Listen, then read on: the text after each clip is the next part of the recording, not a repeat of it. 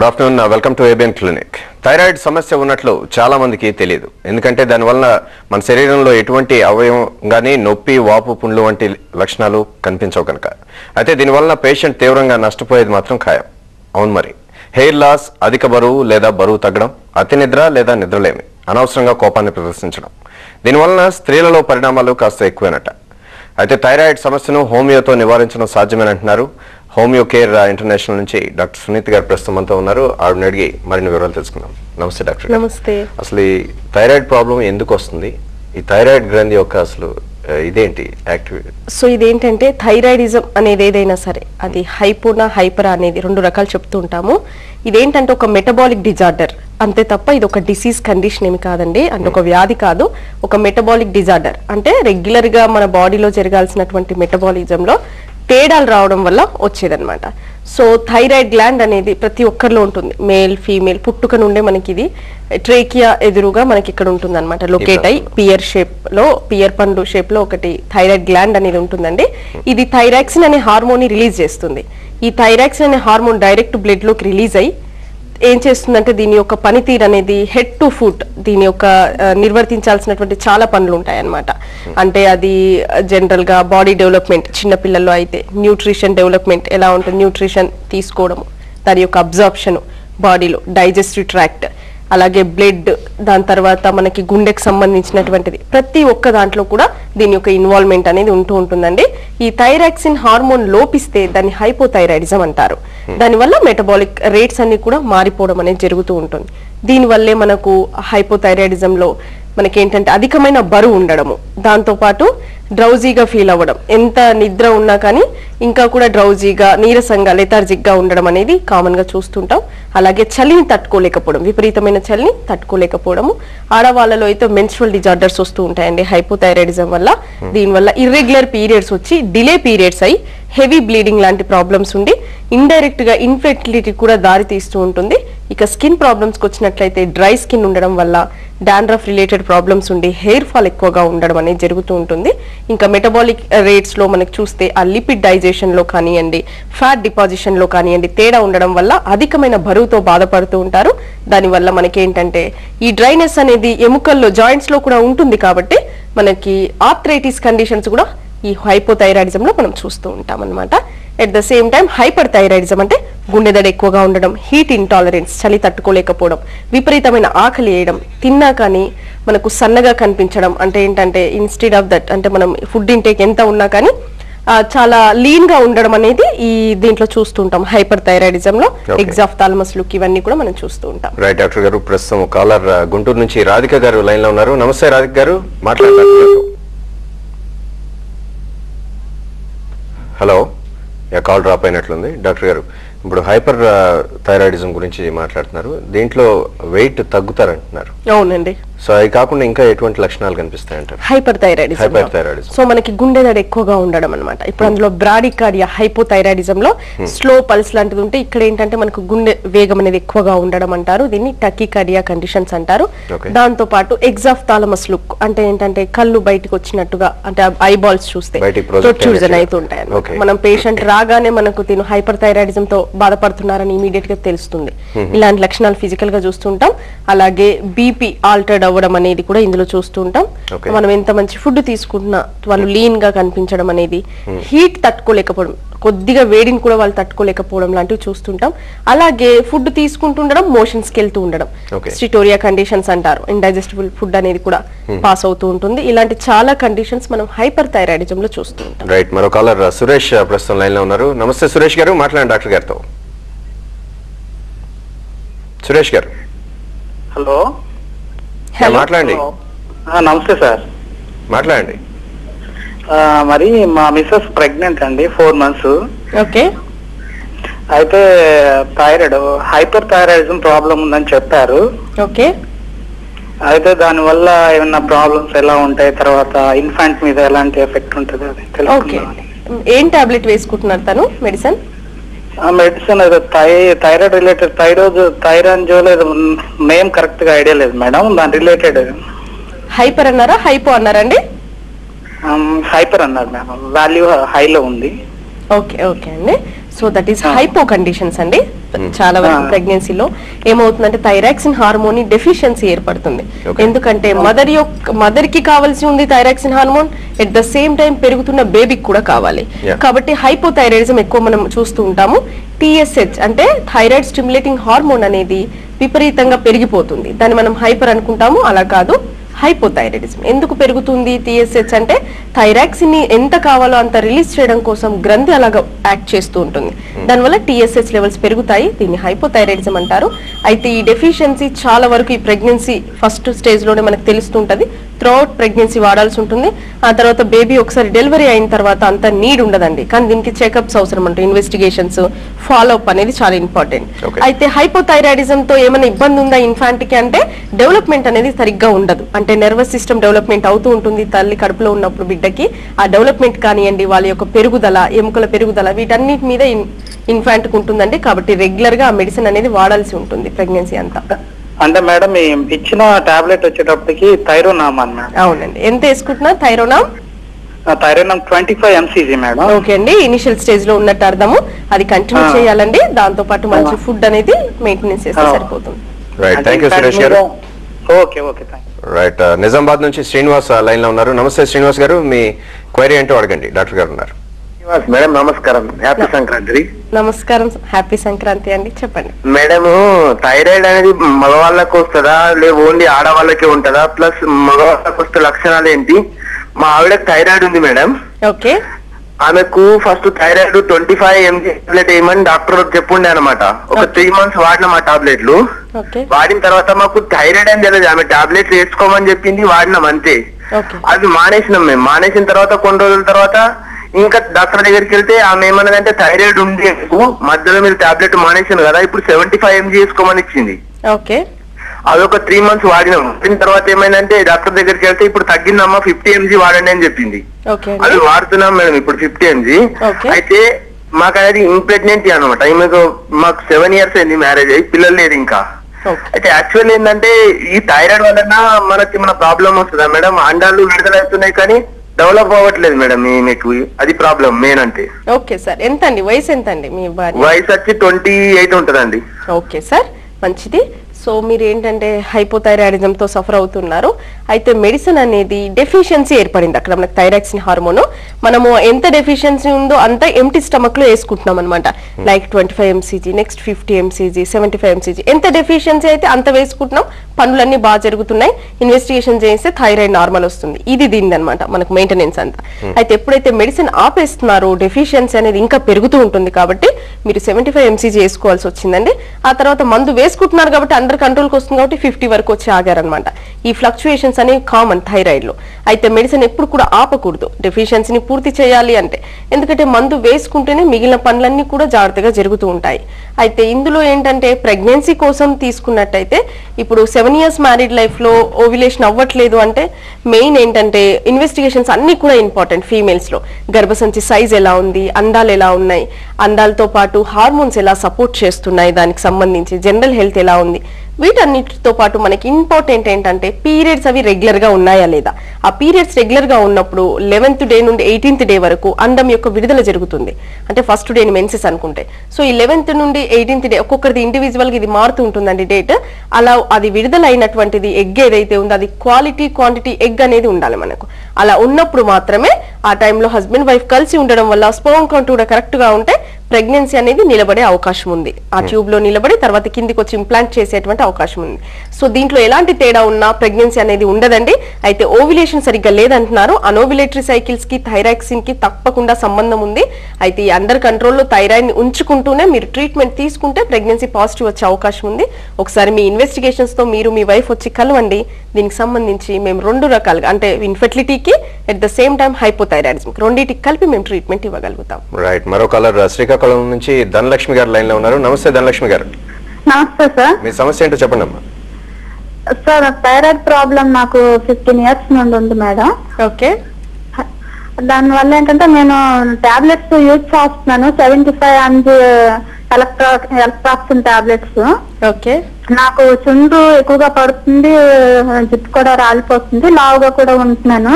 Okay. తర్వాత ఏంటంటే మొన్ననే మ్యారేజ్ అయింది మేడం నాకు. ఓకే. అదేంటంటే పిండము పక్క ట్యూబ్ లో పెరిగిపోవటం వలన అది ఆపరేషన్ చేయవలసి వచ్చింది. ఓకే. అంటే గర్భసంచిలోకి రాలేదని చెప్పారు. అది ఓకే అండి. అది థైరాయిడ్ ప్రాబ్లం వల్లనే నాకు ఇది సమస్య వచ్చింది అంటారా, లేకపోతే ఇది నాకు క్యూర్ అయ్యే అవకాశం ఉందా లేదా మేడం? ఓకే. మ్యారేజ్ ఎన్ని సంవత్సరాలమ్మా? ఇప్పుడు 2 years అవుతుంది మేడం. ఇప్పుడు ఏం పిల్లలు లేరు? లేరు మేడం, ఇదే ఫస్ట్. ఓకే. పీరియడ్స్ అవి రెగ్యులర్ అండి? అంటే నాకు డేట్ కు ముందు 3-4 days ముందు వచ్చేస్తుంటది మ్యామ్ ఎప్పుడు. ఓకే అండి. ఓకే. సో ఇక్కడ మనకి ఏంటంటే హైపోథైరాయిడిజం తో 15 years నుండి సఫర్ అవుతున్నారు. సో థైరాయిడ్ ప్రాబ్లం ఏంటంటే మెయిన్ మనం మందు వేసుకుంటున్నా కానీ కాంప్లికేషన్స్ వచ్చే అవకాశం ఉందన్నమాట.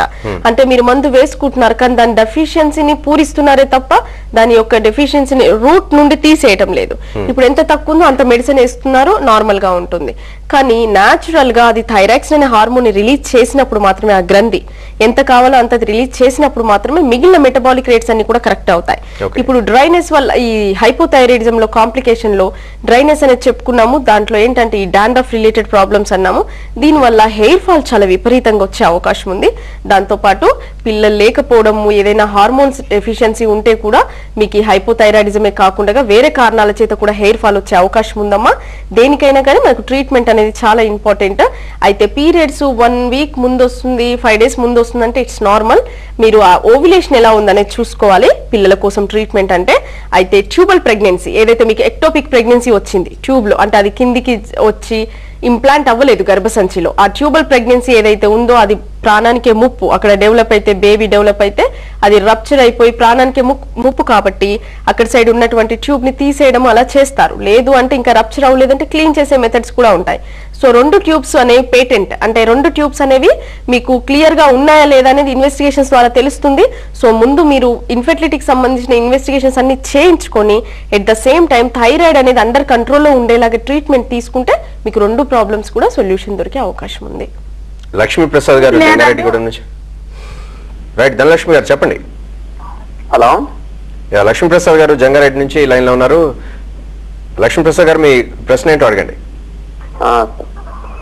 మేడం నమస్తే. మేడం నమస్తే అండి. మేడం ఇప్పుడు నాకు వచ్చేసి ఒక 3 years, అంటే 3 years బ్యాక్ నేను టెస్ట్ చేసినప్పుడు థైరాయిడ్ అని చెప్పారు హైపో. ఓకే. అప్పుడు 10.7 వచ్చింది మేడం. ఓకే. అప్పటి నుంచి ఇది థైరాక్సిన్, అది వెల్ట్రాక్సిన్ 50 mg వాడుతున్నాను. ఓకే అండి. అయితే మధ్యలో ఒక 2 times ఒక 15 days అట్లా టాబ్లెట్ మానేసి టెస్ట్ చేస్తే మళ్ళీ సేమ్ అదే వస్తుంది అనమాట. 9.2 చేంజ్ లో కానీ 10 point చేంజ్ లో కానీ కనిపిస్తుంది. ఓకే అండి. అయితే ఇది నాకు పర్మనెంట్ గా తగ్గాలి అంటే ఇది మనకి హోమియోలో ట్రీట్మెంట్ ఉంది అని చెప్పారు, కానీ నేను ఇప్పటివరకు ట్రై చేయలేదు మేడం. నన్ను ట్రై చేసేది అంటే కొన్ని రోజులు మెడిసిన్ వాడితే పూర్తిగా తగ్గిపోయే అవకాశాలు ఏమైనా ఉన్నాయంటారు దీంట్లో? ఓకే అండి. మీ వయసు ఎంత అండి? 34 మేడం. 34 years. ఎన్నాళ్ళ నుండి ఉంది థైరాయిడ్? అంటే నేను చూసుకునేది 3 years అవుతుంది మేడం. అక్కడ మన ఈ గ్లాండ్స్ ఉండే దగ్గర ఒక సిస్ట్లా వచ్చింది మేడం. అది ఒక నాకు 10 years నుంచి సిస్ట్లా అట్లా లైట్ గా పెరుగుతూ వచ్చింది. ఓకే. అది ఏదన్నా ప్రాబ్లం అవుతుందేమని చెప్పేసి ఒక వేరే మన సర్జన్ కు ఒక ఆయన చూపిస్తే దానికి ప్రాబ్లం ఏం కాదని తీసేశారు. అది తీసేసే టైంలోనే టెస్ట్ చేస్తే అప్పుడు థైరాయిడ్ అనేది కనిపించింది మేడం. ఓకే అండి. ఓకే. ఓకే సార్, ఇక్కడ ఏంటంటే విషయం వచ్చేసి మీకు హైపోథైరాయిడిజం ఉంది.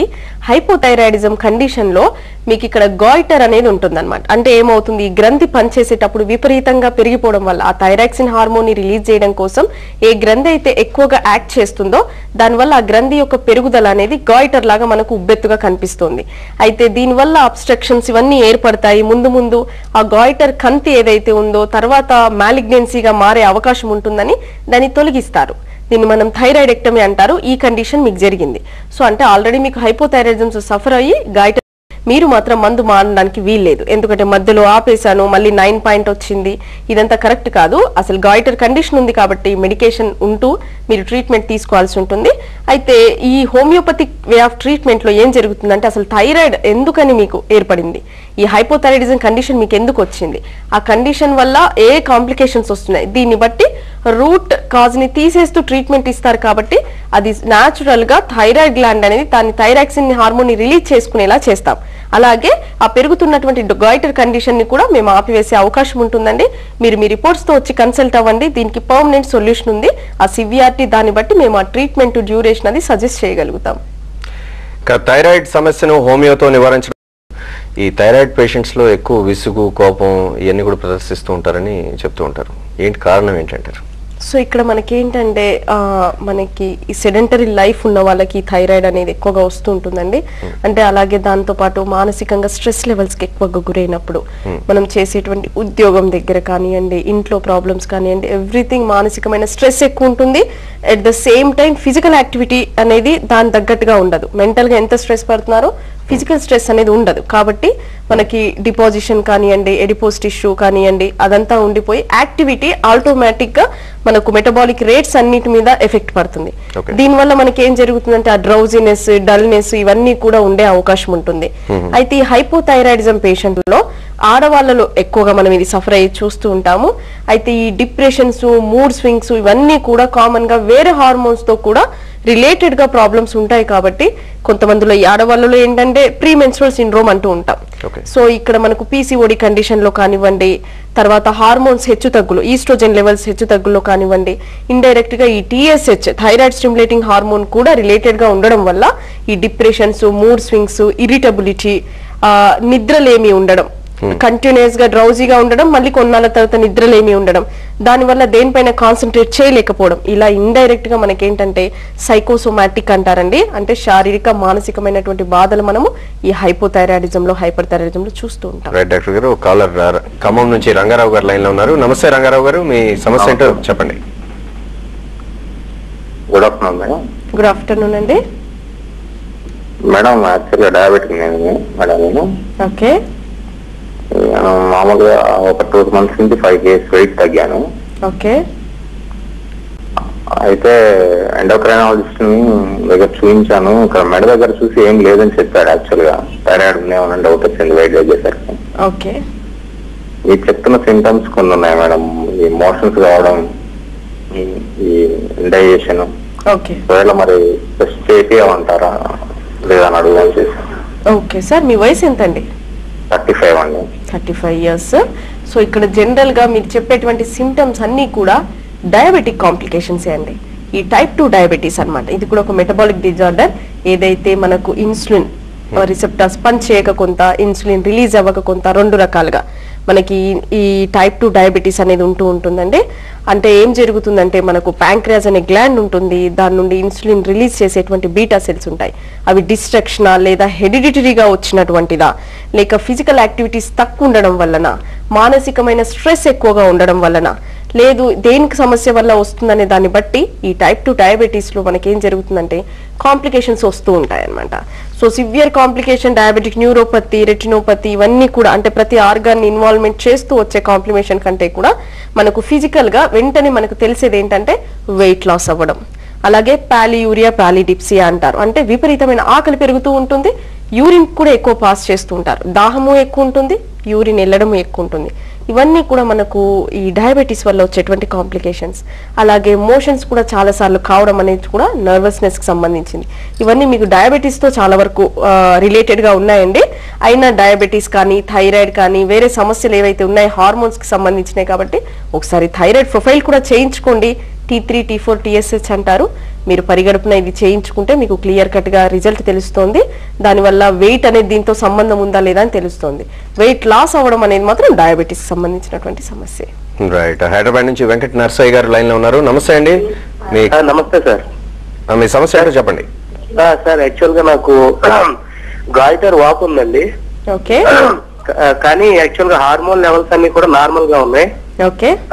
రీసెంట్ గా నేను యాక్చువల్ గా ఈ T3 హార్మోన్ ఇవన్నీ టెస్ట్ చేయించుకున్నాను, అన్ని నార్మల్ గా ఉన్నాయి. అయితే గాయిటర్ వాపు లాస్ట్ 3.5-4 years నుంచి అది కంటిన్యూస్ గా పెరుగుతుందండి. ప్రస్తుతం అయితే నాకు ఏ విధమైనటువంటి గొంతు దగ్గర ఏం ప్రాబ్లం లేదు, కానీ ఈ పెరగడం అనే దాని గురించి నేను డాక్టర్ని కన్సల్ట్ చేస్తే అయితే ఆపరేషన్ లేకపోతే ఐడిన్ 131 ట్రీట్మెంట్ చేయొచ్చు అని చెప్పారండి. ఎందుకంటే ఇప్పుడు ఏం చేయాలి యాక్చువల్ గా ఈ వాపు తగ్గాలంటే ఏ విధమైన చికిత్స చేయించుకోవాలని మిమ్మల్ని అడుగుతాం. మీ వయసు ఎంత అండి? నా వయసు 31 సంవత్సరాలండి. ఓకే అండి. ఈ పెరుగుదల ఎప్పటి నుండి గమనించారు? నేను 27 years ఏజ్ అప్పటి నుంచి చూసాను. లైట్ గా స్టార్ట్ అయిందండి, అప్పుడు నాకు తెలియదు. ఓకే అండి. ఆఫ్టర్ 2 years తర్వాత అది కొంచెం వచ్చింది. ఓకే అండి. సో అప్పటి నుంచి నేను అబ్జర్వ్ చేశానండి. అప్పుడు నేను థైరాయిడ్ టెస్ట్ చేయించుకున్నాను. ఓకే అండి. థైరాయిడ్ టెస్ట్ చేయించుకుని అప్పుడు లిటిల్ బిట్ లోవర్ సైడ్ ఉందండి, ఎడ్జ్ లో ఉంది. కానీ ఆ తర్వాత మళ్ళీ అబ్జర్వర్ చేయించుకునే మళ్ళీ 1 year తర్వాత చేయించుకుంటే కరెక్ట్ గా ఉన్నాయి లెవెల్స్. అప్పుడు నేనేం మెడికేషన్ ఏం వాడలేదు. ఓకే సార్, మంచిది. సో ఇక్కడ ఏంటంటే మనకు ఈ హైపోథైరాయిడిజంలో క్లియర్ గా చెప్పింది ఏంటంటే మనకు హైపోథైరాయిడిజంలో మనం ఏమంటున్నాము, థైరాక్సిన్ హార్మోన్ అనేది డెఫిషియన్సీ ఏర్పడడం వల్ల వచ్చేదాన్ని హైపో అంటాం అనమాట. అయితే ఏం జరుగుతుంది, ఈ థైరాక్సిన్ అనే హార్మోన్ ఏదైతే ఉందో T4 అనేది మనకు రిలీజ్ చేస్తుంది. అయితే ఇది రిలీజ్ చేయడం అనేది తగ్గిపోతే ఆ గ్రంథి ఆ రిలీజ్ చేయడం కోసం ఎక్కువగా యాక్ట్ చేస్తుంది. ఇప్పుడు ఒక సెల్ అనేది డివైడ్ అయ్యి ఒక సెల్ డివైడ్ అవ్వాల, 4గా సెల్ డివైడ్ అయ్యి అనేది ఒక కోడ్ ఉంటుంది. అలా కాకుండా ఒక గ్లాండ్ అనేది విపరీతంగా విభజనకు చెందుతూ ఉన్నప్పుడు అదొక కంతి మాదిరిగా తయారైతుంది. అదే హైపోథైరాయిడిజం లో మనం చూసేటువంటి గాయిటర్ కండిషన్, అంటే విపరీతమైన పెరుగుదల అనేది మనకు తెలుస్తుంది ఆ గ్రంథిలో. అయితే ఈ గ్రంథి యొక్క పెరుగుదల వల్ల ఏమవుతుందంటే కొంతమందికి ఇన్ఫెక్షన్ వస్తుంది. అంటే ఆ గ్రంథి అనేది ఇన్ఫెక్షన్ గా మారి చాలా కాంప్లికేటెడ్ అయ్యే అవకాశం ఉంటుంది. ఇంకొంతమందిలో ఈ గాయిటర్ అనేది నోడ్యూల్స్ లాగా మారిపోయి తర్వాత మ్యాలిగ్నెన్సీగా అంటే క్యాన్సరస్ కండిషన్ గా మారే అవకాశం ఉంటుంది. ఇలా ఈ గాయిటర్స్ అనేవి రకరకాలుగా మారుతూ ఉంటాయి అన్నమాట. సో ఈ గాయిటర్ ఏదైతే ఉందో, పెరిగినటువంటి గాయిటర్ ఎలాంటి కాంప్లికేషన్స్ ని కలిగించేంత వరకు ఎలాంటి ప్రాబ్లం ఉండదు. అయితే ఈ పెరుగుదల అనేది ఆపేయడం అనేది ముఖ్యం అన్నమాట. సో దీనికోసం ఏమంటాం, పెరిగినటువంటి దాన్ని తీసేయడం, థైరాయిడెక్టమ్ ఒకటే మార్గం అంటాము. లేకపోతే మీరు అన్నట్టుగా రేడియేషన్ ద్వారా, అంటే ఒక క్యాన్సర్ గడ్డని ఎలా కరిగిస్తారో ఆ రకంగా చేయడం, 2 ట్రీట్మెంట్స్ అంటారండి. అయితే మీరు వచ్చి ఒకసారి క్లినిక్ లో కన్సల్ట్ అవ్వండి. ఇంకా కాంప్లికేటెడ్ గా వచ్చేటువంటి సమస్యలు ఏదైనా మీకు టెండెన్సీ ఉందా మేము చూసి దానికి తగ్గట్టుగా ట్రీట్మెంట్ సజెస్ట్ చేయగలుగుతాము. ఇమీడియట్ గా ఆ వాపును మాత్రం, అంటే ఏదైతే మీరు పెరుగుతున్న గాయిటర్ కండిషన్ ని మనం తగ్గించాల్సినటువంటి అవసరం ఉంది.